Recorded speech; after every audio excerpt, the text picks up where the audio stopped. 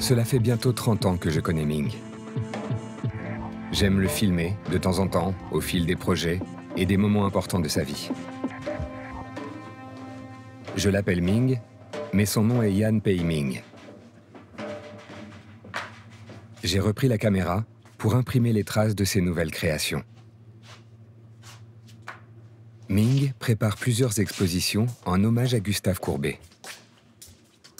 C'est le 200e anniversaire de la naissance du peintre, connu pour le sulfureux tableau L'origine du monde. Ming doit réaliser une vingtaine de toiles dans un face-à-face avec Courbet, pour le musée Courbet à Ornans, pour le Petit Palais à Paris et un triptyque au musée d'Orsay.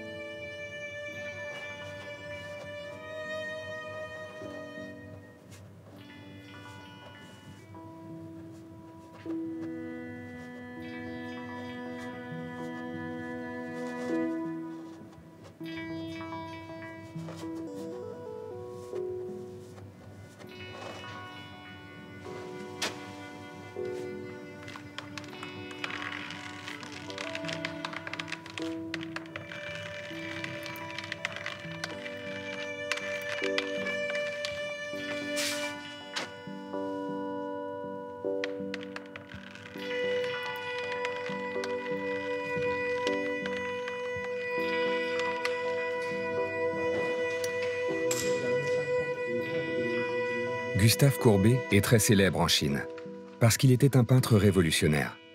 Quand il vivait à Shanghai, Ming connaissait déjà Courbet. Qu'est-ce que tu aimes chez Courbet?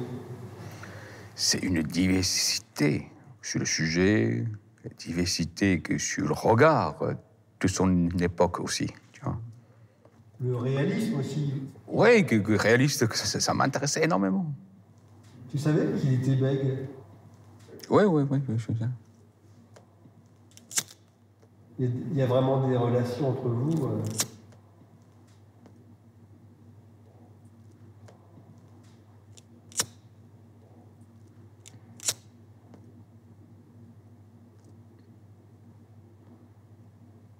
Et le bègue, il a toujours réutilisé cet handicap comme une énergie.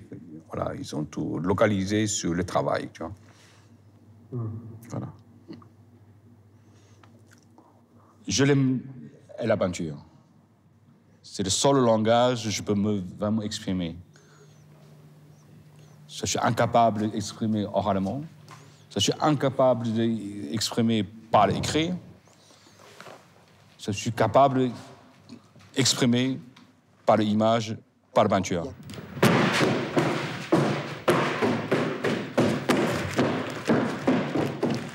En 1991, Ming, alors âgé de 26 ans, peignait avec beaucoup d'énergie des portraits de personnes anonymes. La gestuelle, l'empattement, la spontanéité devenaient sa marque de fabrique. Alors c'est un combat en fait, Ming, quand tu attaques une toile. Oui, ça c'est vraiment une... C'est presque, on peut dire, ça c'est une règlement de compte, quoi. Est-ce que je suis, depuis au début jusqu'à la fin, c'est presque, ça c'est une chose qui est vraiment, comment dire, jusqu'au bout, quoi. Jusqu'à épuisement, la physique et le moral, quoi. Qu'est-ce qui gagne? C'est toi ou la peinture? Oh, je pense que c'est tous les deux. Parce qu'entre moi et la peinture, c'est presque équilibre. Tu es prisonnier de ta légende. C'est toi qui m'as fait de légende. Parce que à l'époque, quand tu m'as filmé, voilà, les gens ils croient que je peins très vite.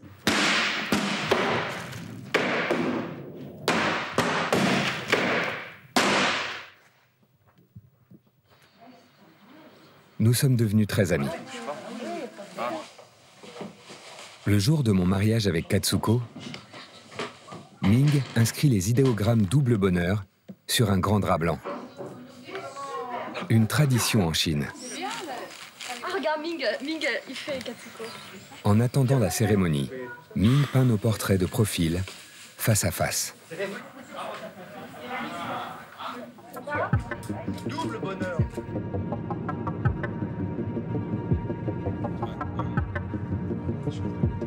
L'exposition Face à Courbet aura lieu à Ornans, la ville natale de Gustave Courbet, encastrée dans les roches et les falaises escarpées du Haut-Doubs et de la Franche-Comté. Le musée est installé dans la maison natale de Gustave Courbet.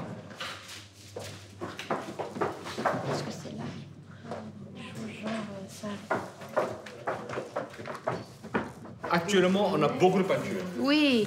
Beaucoup de peintures. 32.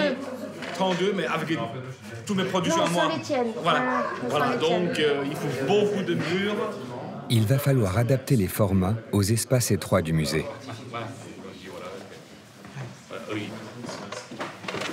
L'idée est de mélanger les toiles de Courbet avec celles de Ming.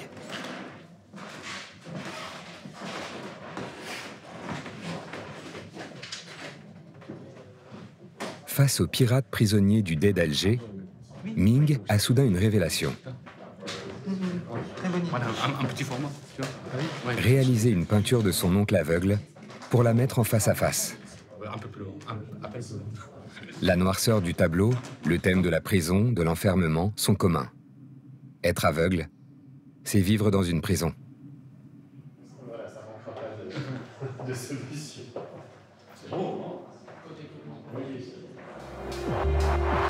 En 1991, Ming retourne en Chine après 10 ans d'absence.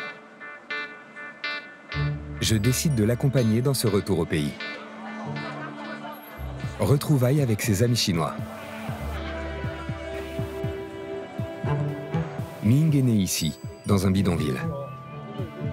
Un Shanghai de petites ruelles qu'on appelle les Lilong, aujourd'hui disparues. Les maisons sont très petites. Les familles partagent souvent la cour avec les voisins. C'est la vie en collectivité. Ming retrouve ses parents. Son père, qui deviendra un de ses modèles récurrents, et sa mère, qui l'a toujours soutenu dans son travail.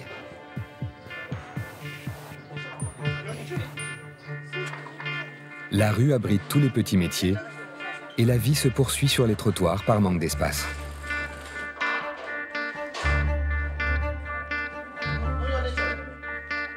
Ming revoit ses amis d'enfance, son professeur de dessin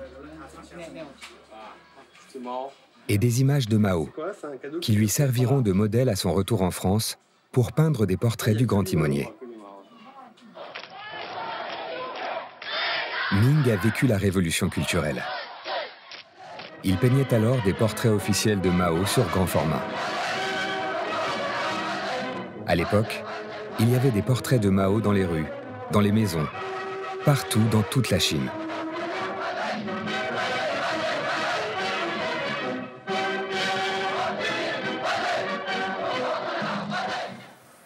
Fortement marqué par cette époque, Ming a continué à peindre des Mao quand il est arrivé en France, dans une version plus personnelle, la figure défigurée. Il a une formation un peu, même quand il était môme, de garde rouge. Donc la dialectique, la façon de retourner, et tout ça, de dire le culte du chef, le culte de la personnalité de Mao, il le tourne à son avantage. Et quand tu es chinois, à la fin de la révolution culturelle. J'étais le chef de propagande au lycée. Voilà, tu vois. Et donc, comme chef de la propagande, tu dois intégrer un certain nombre de données. Alors, tu l'apprends d'une manière un peu abrutissante, mais en même temps, c'était pas totalement idiot ce qu'il racontait. Le fait de combattre les ennemis dans son propre territoire, pas aller chez les autres. Enfin, il y a plein de préceptes comme ça, de maximes qui sont utiles et il a intégré ça. Ah oui, ça c'est intéressant, j'avais jamais pensé. Et que, si tu veux, il arrive quand il a fini le lycée, donc il n'a pas une éducation académique très importante, il fait avec ce qu'il sait. Et avec ce qu'on lui raconte, avec les gens qu'il rencontre. Et, si tu veux, c'est comment un artiste doit être une sorte d'éponge, absorber les trucs et les utiliser pour soi. Tu te rappelles de citations qui t'ont marqué justement du président Mao c'était, à l'époque, on disait que c'est de la philosophie, quoi. Mao, c'était Il y a un petit livre rouge, il dit « Là, c'est pour le peuple ». Ouais, c'est pour ça que tous mes peintures, que tout le monde il peut lire. Je fais le portrait parce que tout le monde peut lire, je fais le paysage et tout le monde peut lire, comme ça. C'est vraiment un langage à la fois très classique, à la fois très populaire. Dans sa jeunesse, Ming travaillait parfois dans un cinéma de quartier à Shanghai, où il peignait des affiches de films. Comme pour les grands portraits de Mao, Ming a retenu l'efficacité du message et l'image de propagande. Le style hyper réaliste, académique, proche de l'école sino-soviétique, l'a beaucoup marqué. De cette époque, il a gardé l'idée du portrait et du grand format. Ming voulait revoir son ami d'enfance Guo Shunzi, peintre d'affiches de cinéma avec qui il a travaillé adolescent.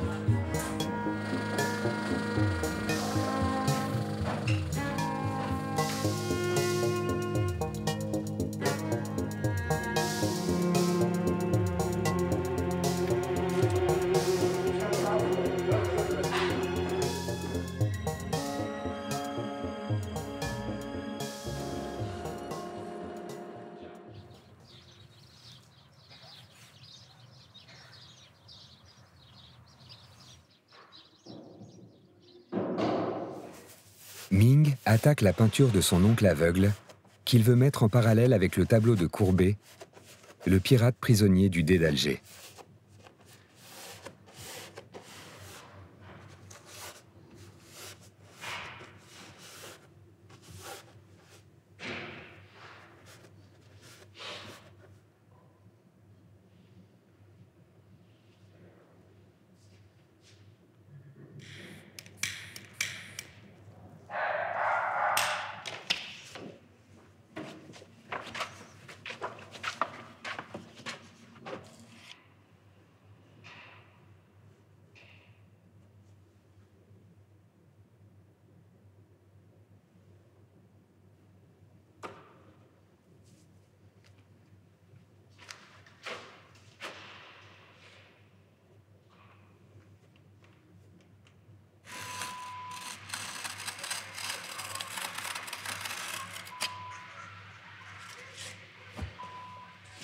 对啊。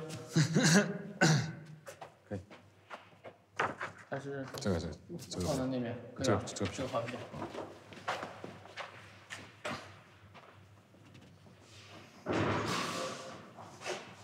Je pense que c'est pas mal d'avoir un titre qui s'appelle « Mon oncle aveugle ».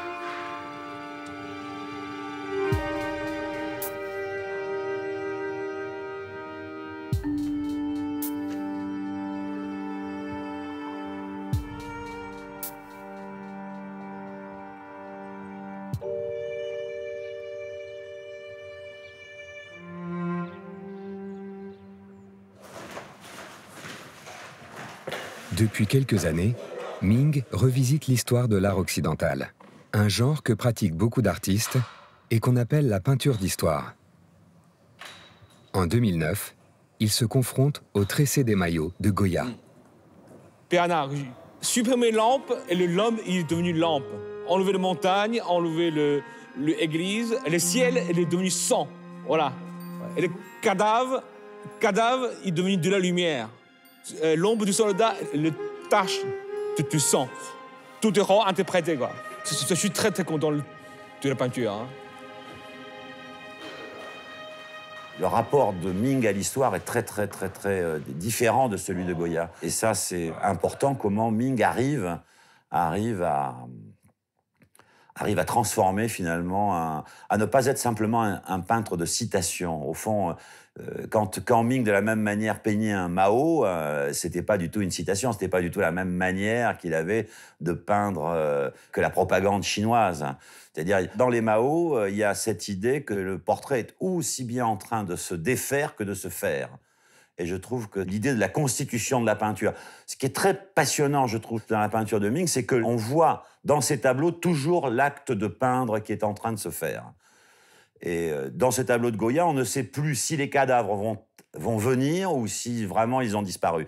Donc il y a vraiment un temps très particulier qui est typique, qui est très symptomatique de la peinture de Ming. C'est pas une copie, voilà, c'est une interprétation. Voilà, aussi que pour le Mona Lisa, c'est une sorte de la, comment dire, Mona Lisa, c'est une peinture parfaite. Donc, qu'est-ce que je peux faire en plus? Voilà, je vais imaginer le paysage, voilà, en dehors de le cadre de Mona Lisa.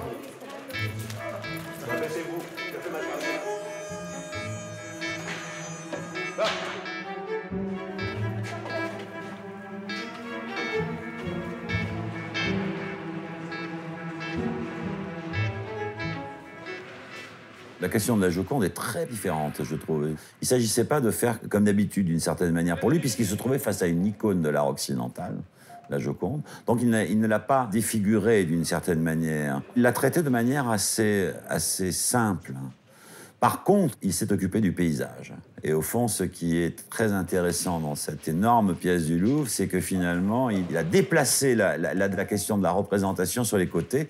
Et donc, il a imaginé le paysage, il l'a continué d'une certaine manière sur les côtés, en y mettant d'ailleurs des autoportraits sous la forme de crânes. Donc les crânes qu'on ne voit pas dans un premier temps, qui sont dans le paysage, mais qui sont des sortes de vanités, vanité qui est renforcée par les deux peintures sur les côtés, le père mourant, mais vivant, et le fils peintre, donc Yang Pei-ming, mort.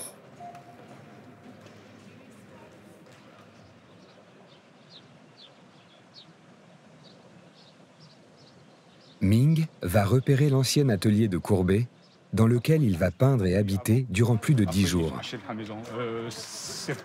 Parallèlement à l'exposition au musée d'Ornans, il va réaliser des œuvres dans ce lieu, acquis récemment par le département du Doubs. Attention, c'est en cours de chantier. Et là, donc, on a retrouvé le volume d'origine de l'atelier de Gustave Courbet.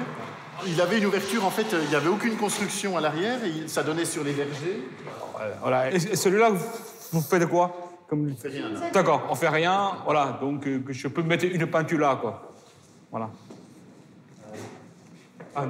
Ne pas repeindre, hein, que ça brute. Ça reste comme ça. Voilà, ça reste comme ça. Il semblerait que les tannes d'origine sont celles de la corniche. Ce qu'on voit en plafond ici, ce sont des réalisations de Courbet. Donc, ils sont vraiment des œuvres originales du peintre.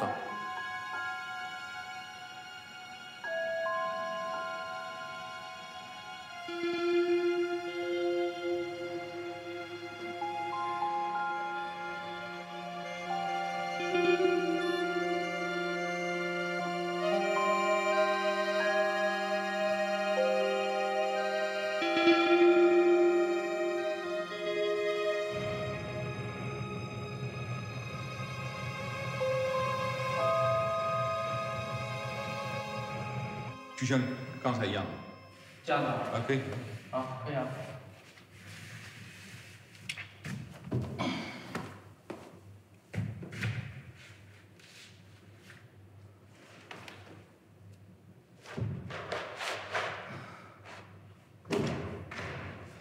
Ming change d'avis et repeint un nouveau portrait de Courbet sur l'ancien Courbet.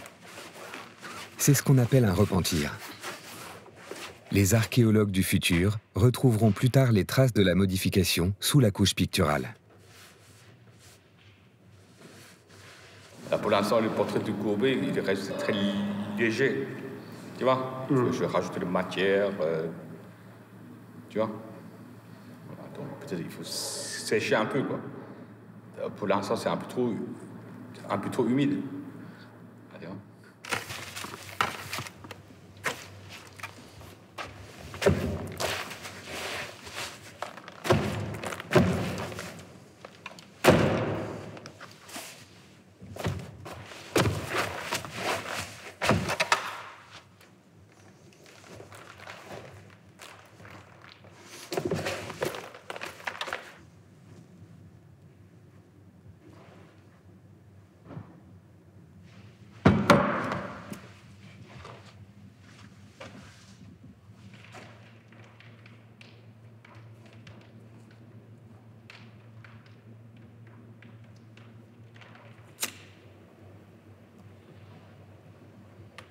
Quand Ming était jeune étudiant à l'école des Beaux-Arts de Dijon, Jaume Siffra, son professeur, l'a emmené voir une exposition sur le peintre De Kooning, une influence majeure. Il me montrait le De Kooning, il m'a dit ça, c'est pas de caricature, ça, c'est de expression. Entre l'expression et la caricature, il y a une différence. Voilà, il me ramène au Centre Pompidou. On a vu l'exposition ensemble, on a fait un tour, on voit la peinture. En ce moment-là, j'ai eu une révélation. Ça veut dire que la peinture, avant tout, c'est la peinture. Voilà, donc c'est à partir de ce moment-là que j'ai compris et la peinture. Voilà. Au début, tu peignais un peu comme De Kooning, non? Oh, grâce à ça, ça me libérait que toutes les figures. Voilà, ça c'est série sur les femmes. À l'époque, ça me fascinait énormément.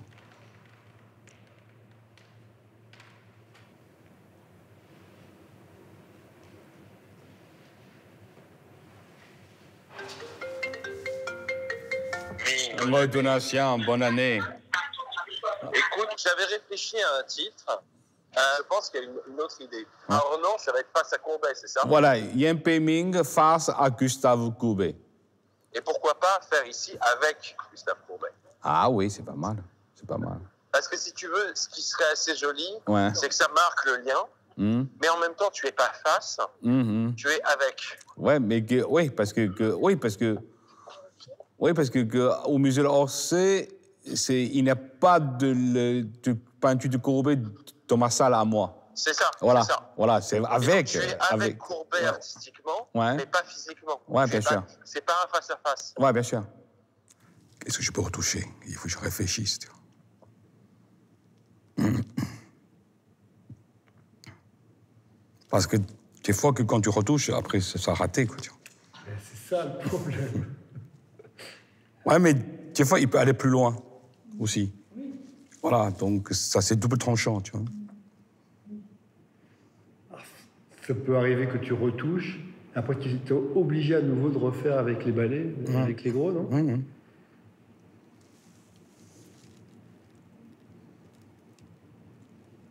Mais c'est pas le balai, hein, c'est le pinceau. Au bout d'un manche à balai.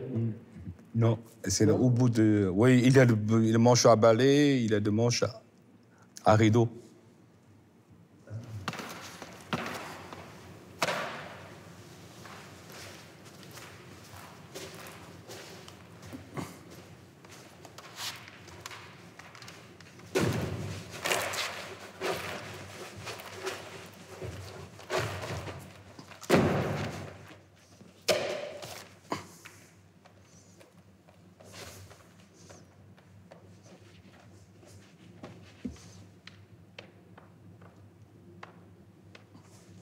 Parce qu'avec le manche longue, avec tout ça, la peinture, rien que ça, il est tout dans mon espace.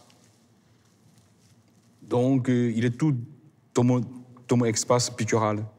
Voilà. Et le pinceau qui est vraiment, que je peux aller à gauche, à droite, en haut, en bas, tout ça, sans trop bouger, tu vois.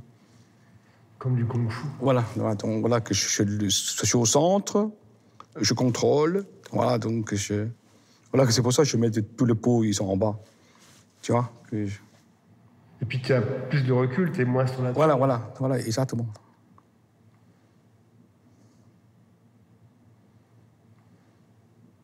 Même au tout début, quand j'avais tourné la première fois, tu n'avais pas de manche. Tu étais comme ça, t'attaquais. Quand c'est le très grand format, oui. Oui, parce qu'à l'époque, je suis souple. J'étais souple, tu vois. Je peux le grimper sur l'échelle et tout ça, tu vois.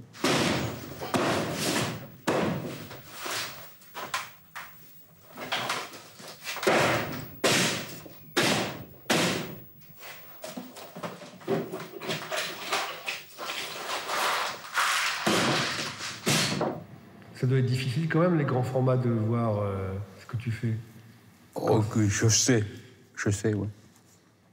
Je sais que le pinceau, où il va, quoi. Ça c'est comme Zidane, voilà, il envoie un ballon, qu'il sent, voilà, que le ballon qu'il va envoyer.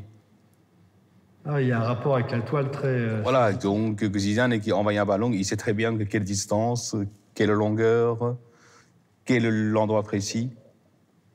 Tu vois, donc tout est dans l'intuition. Voilà, qu'il entre le bal dans le... Ouais, il est entré dans le bal, voilà, qu'il sent les choses, tu vois. Quand on fait une peinture aussi, tu vois, on sent, tu vois. Visite à l'atelier de Philippe Marin, spécialiste de châssis, de toile et de peinture, qui travaille en osmose avec Ming. Du sur-mesure. Ça, c'est un double fil. C'est un double fil en chaîne et trame, mais avec quand même un certain grain. Mais ces deux toiles-là, en fin de compte, c'est deux polyesters différentes de la première. Parce qu'on va voir, la première, elle est beaucoup plus lisse. Donc non. Elle est moyenne. Tu vois, elle est différente. Ah bon? Vous croyez que ça, c'est un synthétique, c'est un mélange de lin et des polyesters? Non, c'est polyester 100%. D'accord. Écoute bien, regarde là. Ça, c'est du lin. Tu as une technique traditionnelle, un châssis en 70-32, mais là, ça, c'est le lin traditionnel que Ming utilise. On a fabriqué deux blancs pour Ming, et on va refabriquer aussi ce rouge de Chine, ce rouge vermillon de Chine, tu sais. Très beau. On va refabriquer ça. Donc, on a fabriqué un blanc filandreux pour Ming, à base d'huile de lin, parce que Ming, il aime que ça sèche vite. Tu vois? D'accord. Donc, avant que je peins avec le pinceau, que je fais ça, quoi, tu vois. D'accord. Là, tu vois, je fais ça. Attends, j'ai de manches courtes et manches longues. D'accord. Mais c'est moi qui fixe. D'accord. Voilà.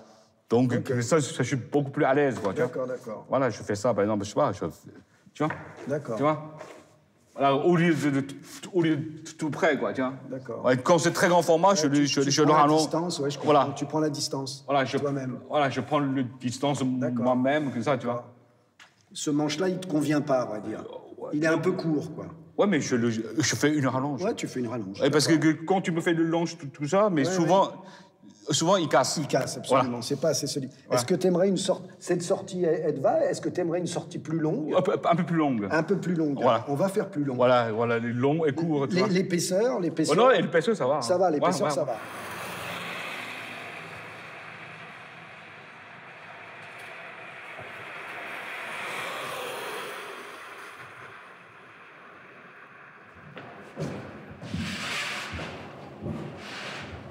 Ming a entrepris de peindre un portrait de Courbet dans l'atelier de Courbet.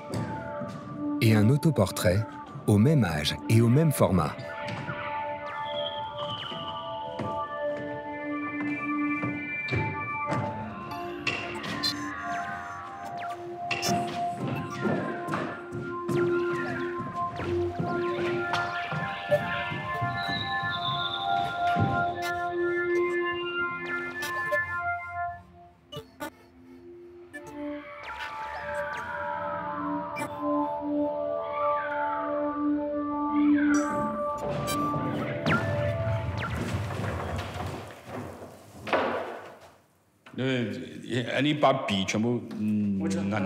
Ça fait longtemps que je n'ai pas vécu dans un atelier que je peux habiter. Voilà, le matin, je me levais, je suis là. Le soir, avant de dormir, je suis dans l'atelier seul, un peu. Non, c'est vraiment bien.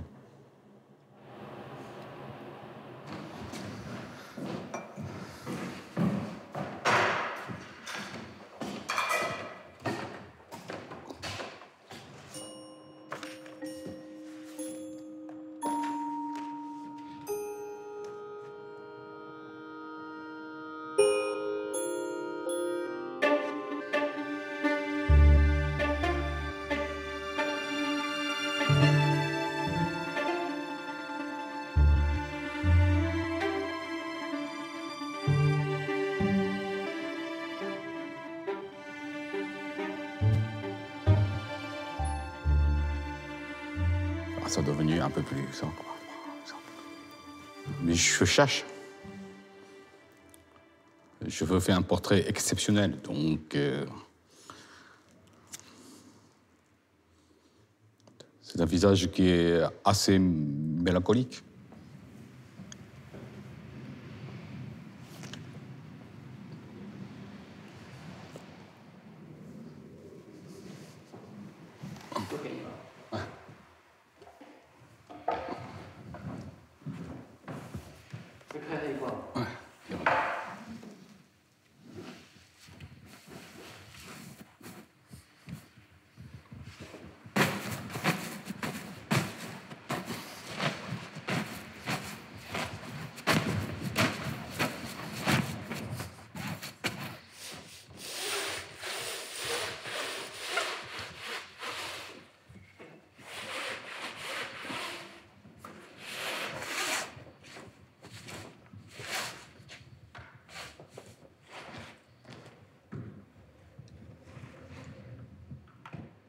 Il est là, quoi.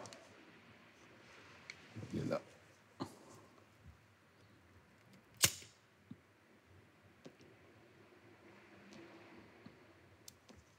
Il est là. Il n'est pas loin.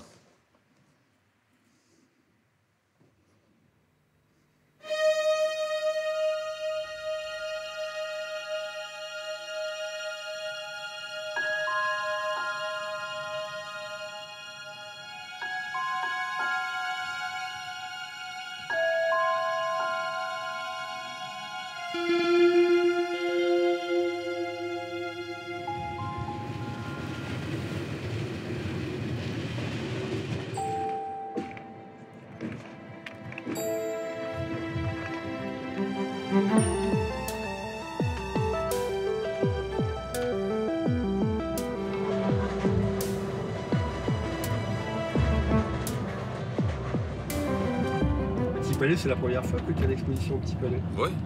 C'est prestigieux quand même. Je pense, oui. Grand Palais, on peut aller assez souvent, mais pas le Petit Palais. Les toiles présentées au musée d'Ornans seront réinstallées au Petit Palais à l'automne suivant. Donc cet été, il y aura des trous, puisqu'il y a ceux qu'on envoie. On peut mettre des portants aussi où il y a des tableaux de Courbet. Et les tiens peuvent être alternés et aussi à la place de certains Courbet. On va mélanger. Oui, bien sûr. Le lien entre les deux artistes est, je crois, assez fort. Cette idée d'avoir des peintures qui peuvent être politiques, des peintures de grand format, cet usage de l'huile, de cette peinture assez gestuelle, ce goût aussi pour l'autoportrait, la représentation de l'artiste, mais de l'artiste un peu au combat. Je pense qu'il y a beaucoup de parallèles. On a, je crois vraiment, un dialogue qui devrait être fructueux. Je sais pas, il y a quelques grands formats, on peut accrocher en haut, tu vois. Voilà, tu vois, que sans bouger ça, mais accrocher en haut, tu vois. Essayer de redialoguer à une autre manière. Voilà, je suis incapable de faire mieux que Courbet. Je fais la différence. J'ai deux crocodiles, tu vois. Un qui ouvre de la bouche énorme, ça. Il est en train de croquer l'autre. Voilà, ce sont de leur association. Je ne peux pas faire une interprétation. Voilà, donc ça, je suis en train de réfléchir comment il était possible que les trois projets soient très différents. Voilà. Je finis toute la peinture pour le ornement, comme ça on va réfléchir comment on peut accrocher. Vous voulez les terminer quand pour Ornans? Ornans, je vais terminer fin mars. Nouvelle rencontre avec l'équipe du musée d'Ornans pour préparer l'exposition. Vous êtes bienvenus ici. Hein. Cette fois, la réunion se déroule dans l'atelier de Ming à Dijon. Petit café. Merci. Il faut quand même trouver un grand mur. À côté en face ou à côté du sommeil, il y a 2 crocodiles. 2 crocodiles, c'est 2 mètres, pas 3 mètres. Et avec la femme en train de pisser, voilà, ça c'est un hommage aussi à Duchamp, à Courbet, l'origine du monde, tout ça. On peut avec ensemble. Tout ça, comme le catalogue qui va se à Paris, c'est une association entre un musée à Paris, Petit Palais, pas mal de Courbet, on va marquer son nom. Musée de Ornans, musée de Ornans, de Petit Palais, tout ça. Tout ça. À la fois, il fait une promotion à Paris. Frédéric, je veux un truc, c'est vraiment très simple. Je veux être fier d'être ce catalogue-là. Je veux être fier de cette affiche. Je veux être fier d'être ce carton. Je sais très bien que s'ils attendent 300 ans de la naissance de Courbet, ça ne suis plus là, moi. Voilà, donc voilà, bicentenaire, ça suis là. Je veux faire digne. Voilà, digne d'être là, avec dialoguer avec Courbet. Non? Voilà, donc si tu fais une affiche qui est très moche, je n'ai même pas envie de mettre à la maison. Si c'est un carton qui est moche, je n'ai même pas envie d'envoyer aux gens. Voilà que si c'est... Ouais, je pense que... Henri Loiret qui va arriver le 20... Voilà, que ça, lundi, que ça, on est tous là-bas, on mange avec lui. Voilà. Voilà.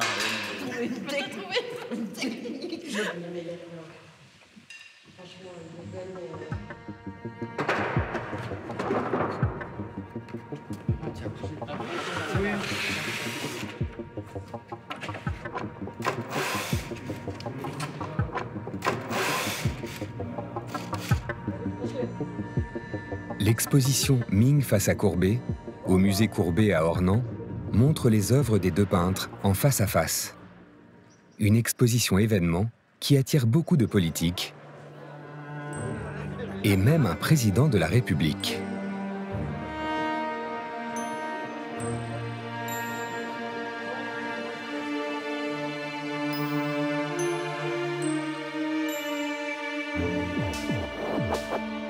Ce qui est intéressant dans son exposition, peut-être à Ornans, c'est que justement, il n'a pas voulu, comme il le faisait traditionnellement, reproduire à sa manière les tableaux de Courbet.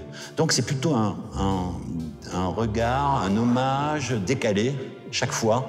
Et ça, c'est peut-être nouveau dans la manière de faire. Il ne s'est pas vraiment confronté. Le face-à-face n'est pas une confrontation comme traditionnellement il l'a fait avec Goya ou avec Mona Lisa, avec Leonardo da Vinci. Où c'est véritablement les tableaux qu'il essayait de se coltiner la question du tableau. Avec Courbet, il n'a pas affronté cette question iconographique, finalement. Et je crois qu'il y a une période nouvelle, en tout cas, dans sa relation à l'histoire de l'art.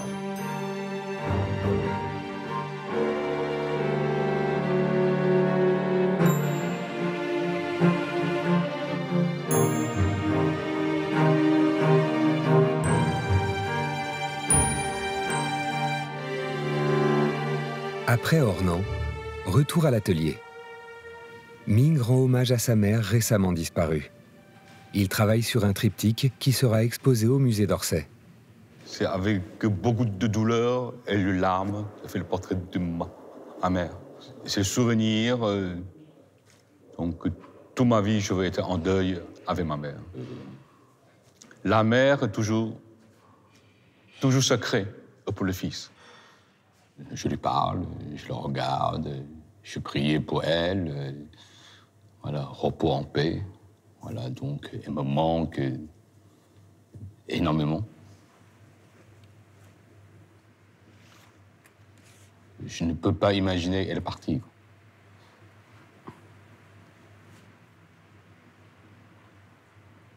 Voilà, donc, pour moi, c'est pas réel. mais qu'en même temps, c'est la réalité absolue. Quand je fais la peinture, ça veut dire que c'est un truc réel. Et à la fois, c'est redonner une vie à ma mère. 这给我一个白的盒子。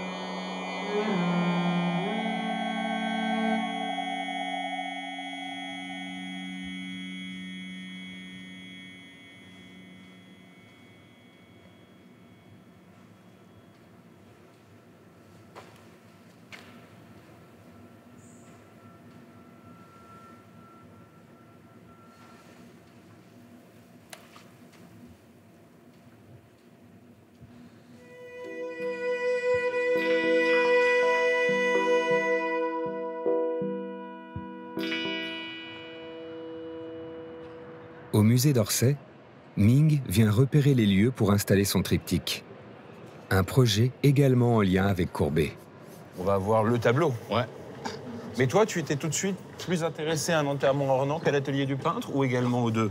Je pense que plutôt ça. Ming va s'inspirer du tableau de Courbet, un enterrement à Ornans, et réaliser un enterrement à Shanghai dans les mêmes dimensions.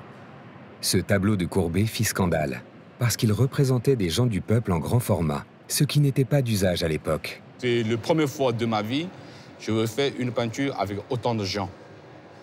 Voilà. Ah oui, parce que comme souvent, ce sont des très grands portraits ou des scènes où il y a 10 personnages. Là, tu en as compté 40. Ah, plus que 40. Oui, plus que 40. Ouais, parce qu'il y a des gens qui sont visibles, il y a des gens qui sont invisibles, il y a des gens, à peu près, il y a 45 autour.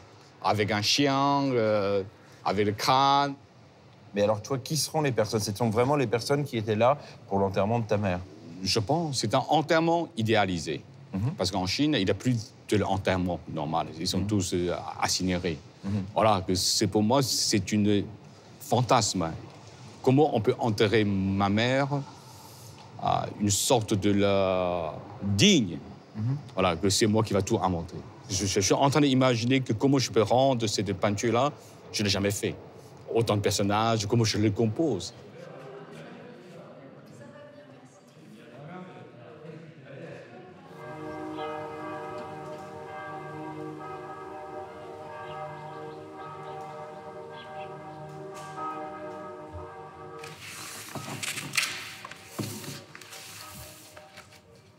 Ming travaille avec des photographies prises à Shanghai le jour de la cérémonie d'adieu à sa mère. Il recompose un tableau imaginaire à partir de tous ses personnages, la famille, les amis.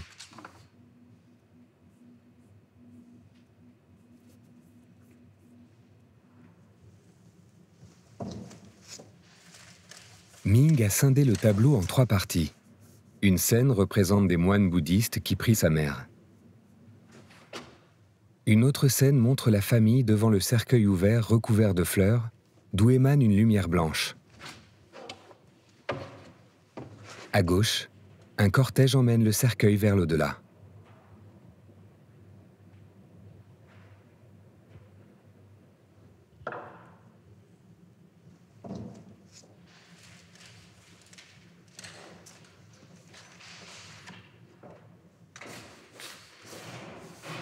Que Courbet racontait son histoire et moi je racontais le mien. Et il y a des falaises dans l'enterrement de Ornans et moi je suis des falaises de trucs en béton de Shanghai.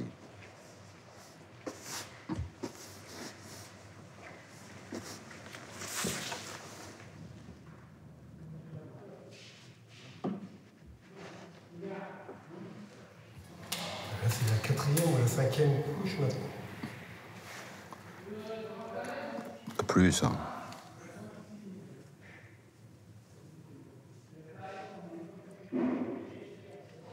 Là, il est tellement du personnage, tu vois. Ouais, mais rien qu'imaginer qu'un par un, tu vois. Non?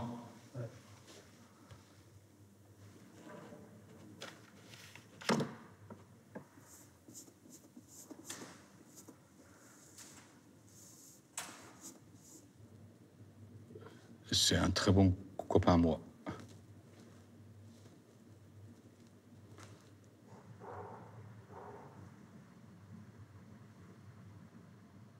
Tu es satisfait? Pas mal, mais c'est pas encore ça. Pour réaliser un tableau d'une telle ampleur, Ming a peur de manquer de temps. Oh putain, s'il me reste encore une semaine, tiens.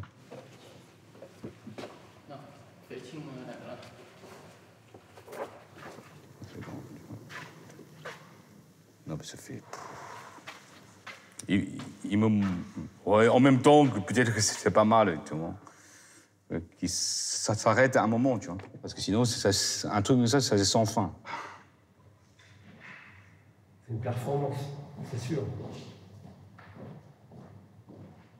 C'est pas le petit performance, hein, c'est le grand performance.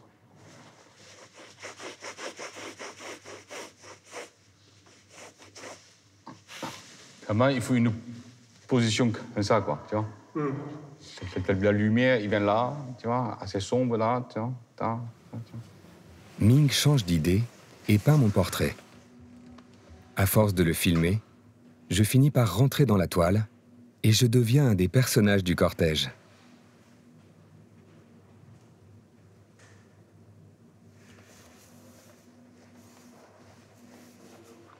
Il met aussi les visiteurs d'un jour à contribution pour corriger une position de bras. Parce que si c'est trop précis, il n'a pas d'intérêt, tu vois. La position est beaucoup plus beau, tu vois. Hein? Que ça, tu vois, avant, tu vois. Comme ça, on sent qu'il a fait une liaison, tu vois.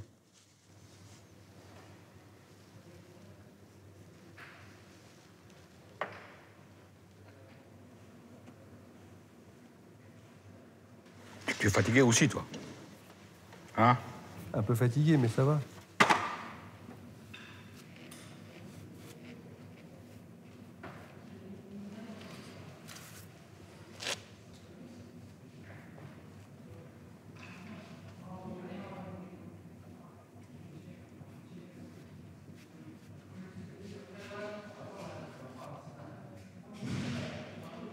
Que je veux que la lumière, il vienne de s'accueille.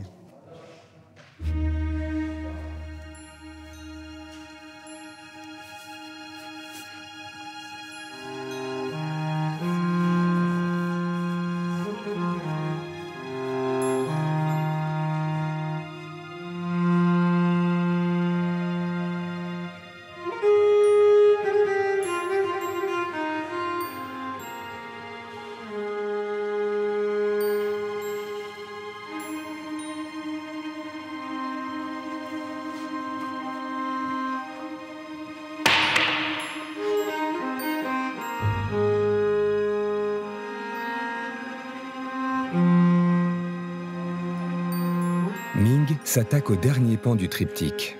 Un très grand paysage. Une montagne sacrée, refuge de l'âme.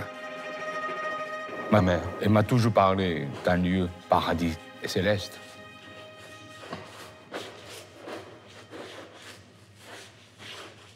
C'est un paysage qui est imaginaire, essayer de voir. Il y a des montagnes, il y a des nuages et du ciel.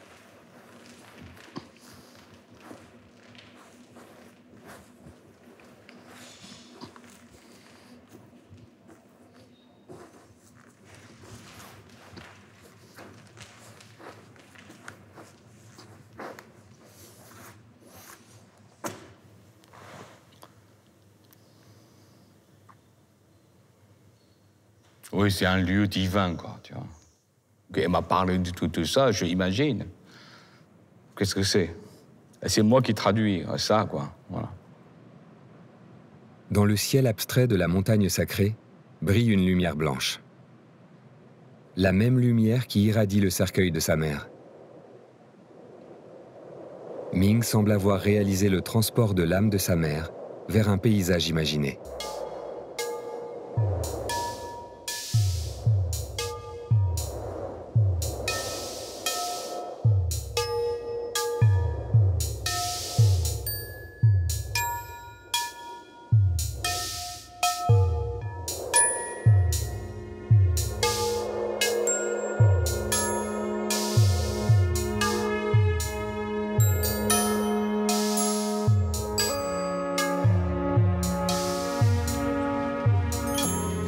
Après avoir fait entrer son père au musée du Louvre, Ming fait entrer sa mère au musée d'Orsay.